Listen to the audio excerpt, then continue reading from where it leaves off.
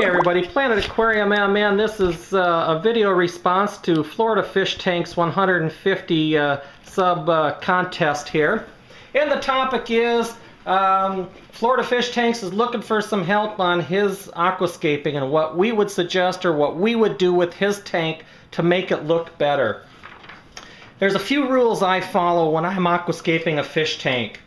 In no particular order, what I'm looking for, first and foremost, you need to break your tank up into thirds. There needs to be a distinct left third, a center third, and a right third. You want each section of your tank to have a very distinct look to it. Something that's going to draw your eyes to for every portion of the tank. You don't want it to look symmetrical, which is another one of the rules that you need to follow. No symmetry. You don't want your left side looking like your right side. Here you've got a little symmetry. You've got two Amazon swords, one on your left side, one on your right side. No, no, no. Put those two swords together. Another rule, nothing dead center. That is something that most people in aquascaping will tell you to avoid. Never put anything dead center. Have those big structures like your driftwood here off to your left, off to your right, angled, something that doesn't draw your eyes to the dead center of the tank. Because when I look at your tank, all I see when I look at your tank right now is this driftwood. That's all that my eyes are drawn to. There's nothing over here drawing my eyes to this side. There's nothing drawing my eyes over to that side. The next rule, contrast. You want contrast. Contrast of leaf shapes, contrast of plant colors.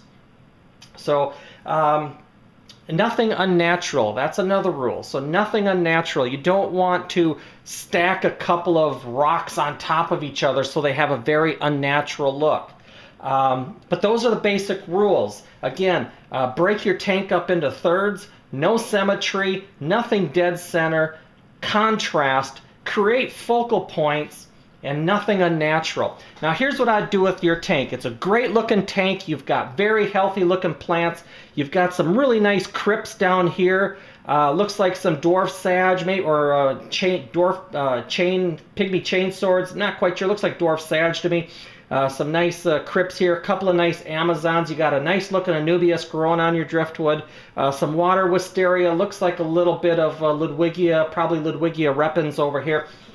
But anyways, the tank looks great. You've got nice substrate now. I watched your videos on that. I know what you have for substrate. Your plants are growing great, and they're healthy looking.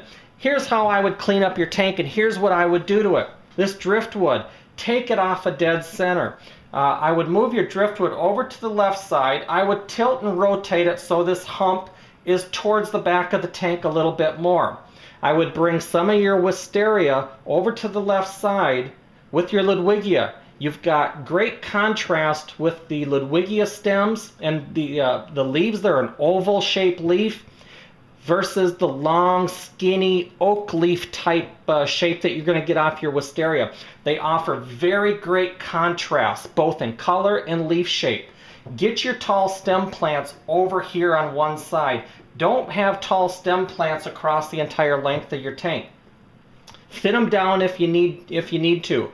But I would take your driftwood, slide it to the left if you can, tilt it so this arch is pointed towards the back a little bit more. Keep your Anubias on there. That's going to be a great contrast with your other two plants over here.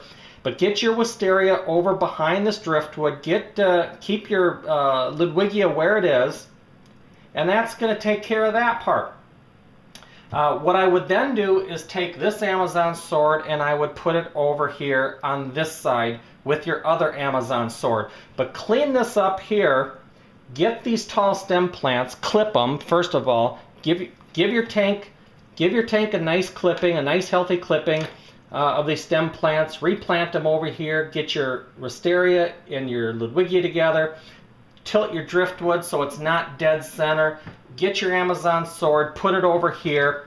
Maybe even take some of these crypts and stick one of these crypts underneath the arch of that driftwood where it's going to get a little bit more shade and not as much light.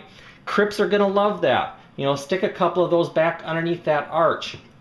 So essentially that's what I would do with your fish tank. Those are the rules that I follow when I aquascape.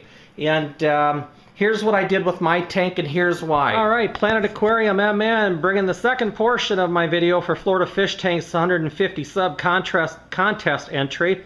Essentially, I laid my tank out following those very rules that I laid out in the first half of this video.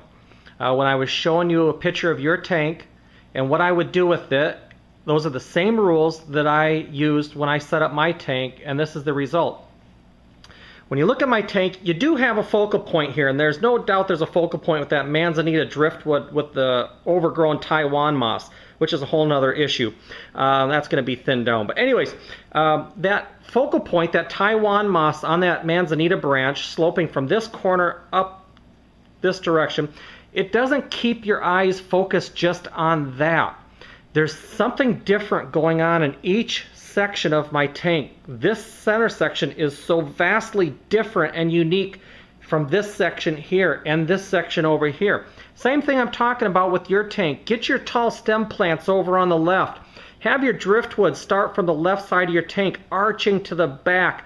Not dead center like it is now, but twist it and turn it so it's more towards the left third of your tank.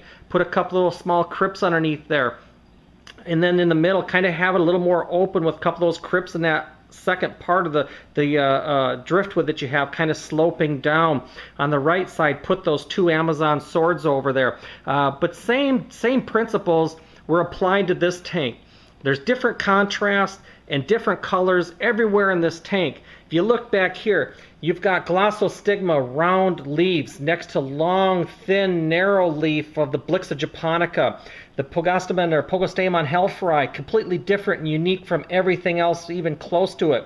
Back here, Ludwigia senegalensis is next to some crypt retrospiralis, round leaves next to a long, thin leaf. Here we've got a thread type leaf plant, a Myriospirillum or a Myrio back here next to the round Ludwigia. We've got contrast over here with a red tiger lotus starting out and a red crypt underneath next to all this green. We've got round glosso next to the long narrow leaf of the Ludwigia inclinata cuba. We've got some very unnatural looking petrified wood in here. You know, it wasn't laid out and stacked right next to each other or on top of each other. I've actually got 5 chunks of it in here, just kind of randomly placed, and then carrying that over to the right side to tie it all together. Here's another piece of petrified wood. So there's something different and unique about every aspect of my tank here. We've got the darkness of the shade from underneath the manzanita branch here with crypts and red tiger lotuses, high light, shorter plants over here, contrast of color. We got the petrified wood over here. We've got the Ludwigia inclinata cuba and the glossostigma next to some Blixa and the big thick area portion of that manzanita branch. Everything's completely different looking in this tank. Again, same rules were applied to this tank that I would apply to yours. I'm no Takashi Amano by any means, but if you follow my advice, your tank is going to look awesome. It's going to look even better than it does now. Just whatever you do, I'm sure you're going to get great advice from everybody, but whatever you do, just keep your interest in the hobby. It's nice to hear some younger guys in the hobby, and over time, your skills are only going to improve, and your tanks are going to look even better than they do now. So good luck with your contest entry. You've got a great channel. Thank you for the opportunity, and we'll catch you later.